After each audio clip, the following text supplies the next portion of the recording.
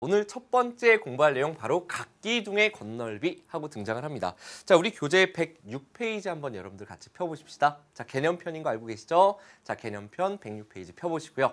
자, 책에 보니까 이렇게 그림이 주어져 있고 설명이 되어 있는데요. 이 내용이 뭔지 한번 같이 보도록 하겠습니다.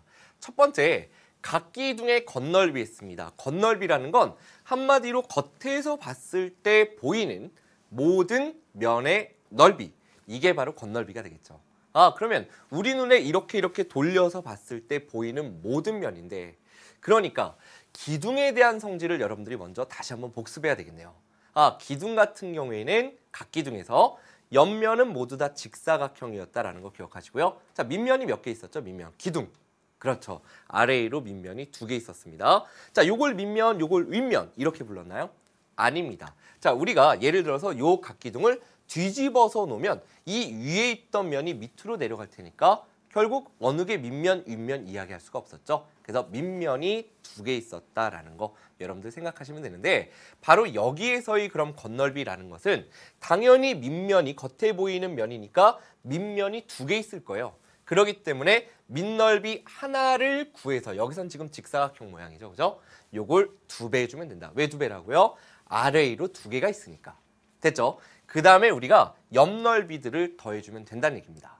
자, 우리가 지금 여기 있는 사각기둥의 전개도가 옆에 그려져 있는데, 요걸 보고 말씀드린다면 여기 있는 사각형하고 여기 있는 사각형이 바로 이렇게 접어서 내리고 접어서 올리면 바로 밑면을 이루었을 거다라는 거 알 수 있는데, 둘의 넓이 같을 테니까 기둥이니까 합동이죠. 그러니까 하나를 구해서 2배 해주면 되는 거고, 자, 이제 옆넓이들을 쭉 더해주면 됩니다. 옆넓이들을 더해야 되는구나. 그러면 이 직사각형 넓이도 구하고, 이 직사각형 넓이도 구하고, 이 직사각형 구하고, 이 직사각형 구하면 될 텐데, 여기서 여러분들께 선생님이 하나 말씀드리고 싶은 거, 각각의, 여기선 지금 4개의 면인데요. 4개의 옆면을 따로따로 구해서 더해도 되지만 곰곰이 생각해 보니까 이 4개를 한꺼번에 더해보면 결국 가로의 길이가 이만큼 지금 하얀색으로 진하게 그리는 길이가 될 테고요. 세로의 길이는 바로 요만큼이죠. 그렇기 때문에 하나의 직사각형으로 우리가 바라보고 넓이를 구할 수 있다는 얘기입니다. 근데 곰곰이 생각해 보니까 전개도를, 우리가 만약에 요 길이가 A이고 요 길이가 B, 자, 요 길이 C 다르다라고 한번 해볼게요. 이게 직사각형이 아니라 생각해 봅시다. 요 길이 D가 있다면, 옮겨본다면 요 길이가 B면 누구도 B가 되나요? 바로 요만큼도 B가 될 거다라는 거 알 수 있고요. 자, 요 길이 D는 요렇게 둘이 만나겠죠, 둘이서. 그러니까 요 길이가 D가 될 거예요. 그리고 요 길이는 지금 어떻게 될까? 바로 요 위에 있는 A가 될 거다라는 걸 알 수 있죠. 그러니까 옆넓이를 만드는 직사각형의 가로의 길이를 가만히 보니까 A 더하기 D 더하기 C 더하기 B. AD, BC의 합이라는 것은 결국 뭔가 하고 봤더니 밑면의 둘레의 길이가 바로 AB, CD가 되겠죠. AB, CD 결국은 옆넓이의 가로는 뭐를 의미한다? 밑면의 둘레를 의미한다라는 것만 알고 계시면, 여기서 높이가 주어질 테니까 이 길이가 이쪽으로 들어올 거예요. 높이를 H라고 살짝 놔본다면 이 길이가 H가 돼서 결국 이 길이, 가로의 길이는 뭐다? 밑면의 둘레에다가 높이를 곱해주면 바로 옆넓이가 나온다. 자, 이런 건 나와 있지 않으니까 선생님의 팁이니까 잘 적어주시기 바랍니다. 옆넓이는 결국 어떻게 구한다? 따로따로 4개를 구할 필요 없이 결국은 밑면의 둘레에다가, 자, 밑면의 둘레 써보겠습니다. 밑면의 둘레의 길이, 여기에다가 바로 높이 H를, 높이를 곱해주면 이게 바로 뭐가 된다? 옆넓이가 된다. 이런 아이디어 여러분들 한번 생각해 주시면 좋겠습니다. 자, 각기둥 같은 경우에는 중요한 특징이 밑면이 몇 개 나왔다? 2개 나왔다. 둘이 서로 합동이니까 하나만 구해서 2배 해준다. 그 다음에 옆넓이를 구할 때 따로따로 구하는 것이 아니라 결국은 펼쳤을 때, 전개도를 그렸을 때 직사각형 길게 나올 텐데, 직사각형 가로는 뭐하고 같다? 밑면의 둘레의 길이와 같다. 그 다음에 높이는 문제에서 주어지겠죠. 그래서 한 번에 구할 수 있다라는 거, 요걸 이해해 주시면 되겠습니다. 자, 이 내용에 대해서 우리가 함께 그러면 예제 1번 다뤄보도록 할 텐데요. 자, 한번 보도록 하겠습니다. 자, 모양이 뭐가 나왔나요? 지금 밑면이 삼각형인, 그리고 밑면이 2개인데 모양과 크기가 똑같은 삼각 기둥이 나와 있습니다. 자, 이 삼각 기둥의 건널비 그랬거든요. 기둥이니까 밑면이 몇 개 있다고? 밑면이 2개 있다고 했어요. 그죠? 따라서 밑넓이 하나를 구해서 2배를 해주면 될 테고 여기다가 누구를 더한다? 이제 옆넓이까지 더해주면 모든 건널비가 나오겠구나 라는 거 알 수 있겠죠. 자, 근데 밑면의 모양이 삼각형입니다. 따라서 삼각형의 넓이 구해봐야 되는데 여기가 직각이니까 지금 이게 겨냥도라 조금 희한해 보이지만 위에서 똑바로 내려다본다면 이렇게 생긴 거죠.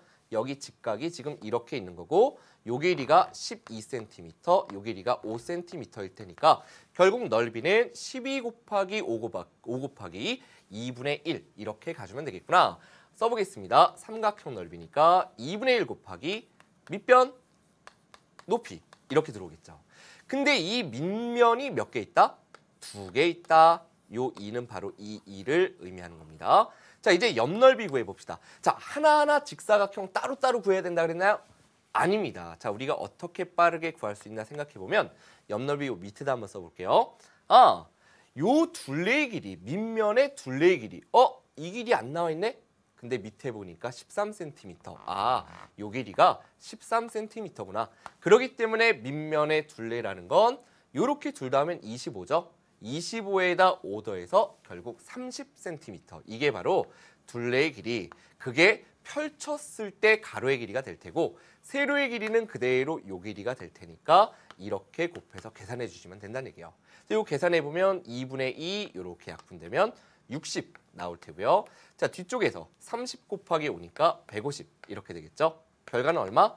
210. 자, 단위 주의하죠. 겉 넓이니까 우리는 제곱 센티미터다. 이렇게 여러분들이 구해주시면 되는 겁니다. 자, 우리가 첫 번째 배웠었던 게 초등학교 때 이렇게 생긴 직육면체의 부피를 구하는 방법을 공부했었습니다. 그런데 이 직육면체의 부피라는 것을 우리는 초등학교 때 어떻게 공부했었나 생각해보면 부피는 이렇게 됐었죠. 바로 밑넓이 곱하기 높이였어요. 밑넓이 곱하기 높이 한번 써보도록 하겠습니다. 밑넓이 곱하기 높이 이렇게 됐었단 말이야. 뭐에서요? 바로 이 직육면체에서. 맞죠? 그런데 그 옆에 보니까 이거는 한마디로 사각기둥인데 옆에 오각기둥도 있습니다. 맞죠? 그럼 오각기둥의 부피를 구하는 방법은 어떻게 될까 이제 생각을 해봐야 된다는 얘기예요. 직육면체의 부피가 이렇게 됐었는데 근데 곰곰이 생각해 보니까 여기 예를 들어서 절반인 이만큼의 삼각기둥을 한번 생각해 보도록 할게요. 자, 이 기둥의 부피를 우리가 생각해 보면 결국은 위에서 절반으로 쭉 잘랐으니까 이 직육면체 부피의 절반이 될 거다라는 걸 알 수 있을 겁니다.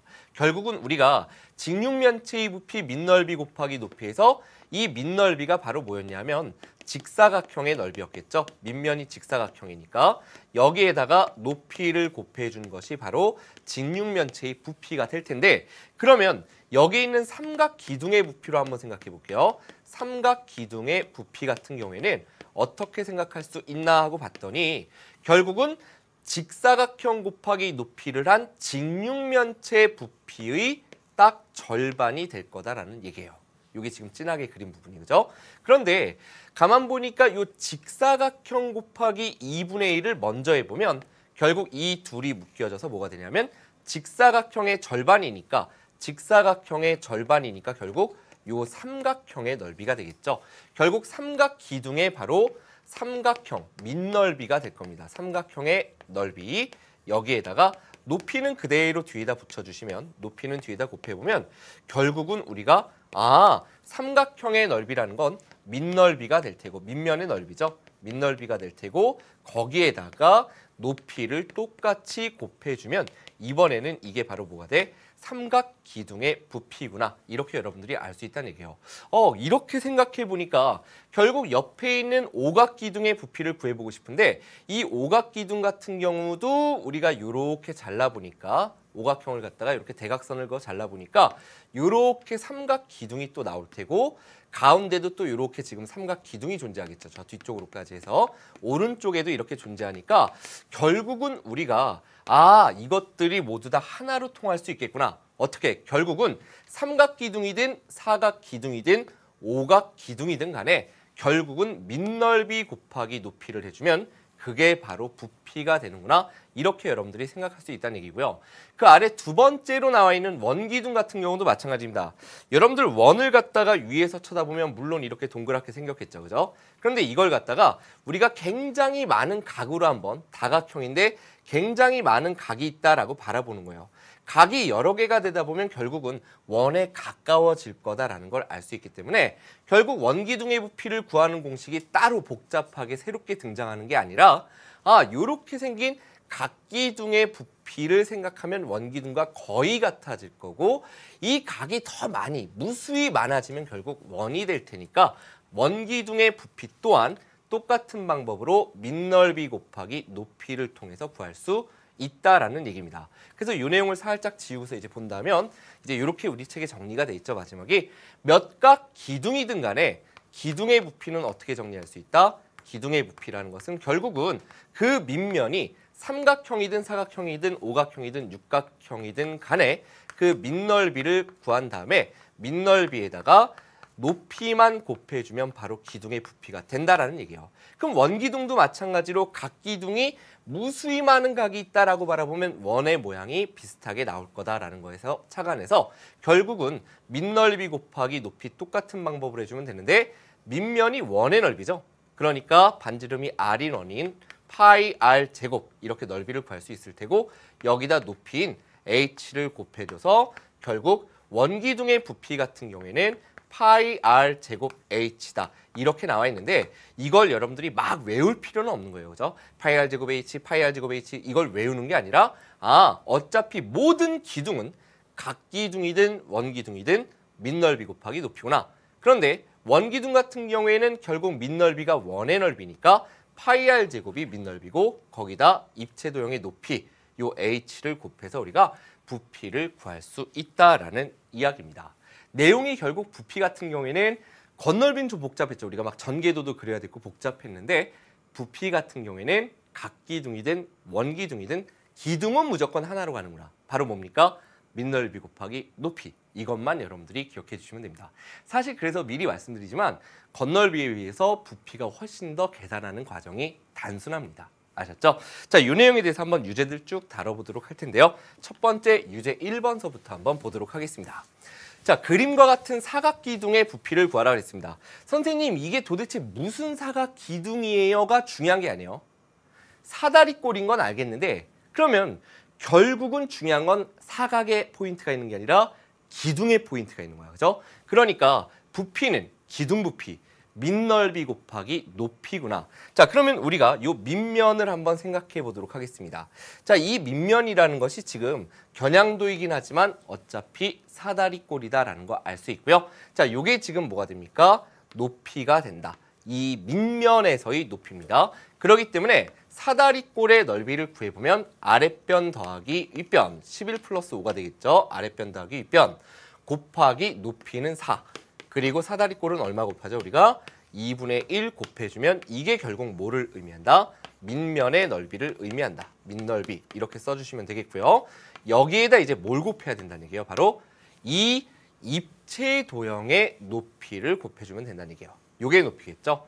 자, 입체 도형 기둥에서의 높이는 참고로 두 밑면의 모두 수직인 선분의 길이가 바로 높이가 됩니다.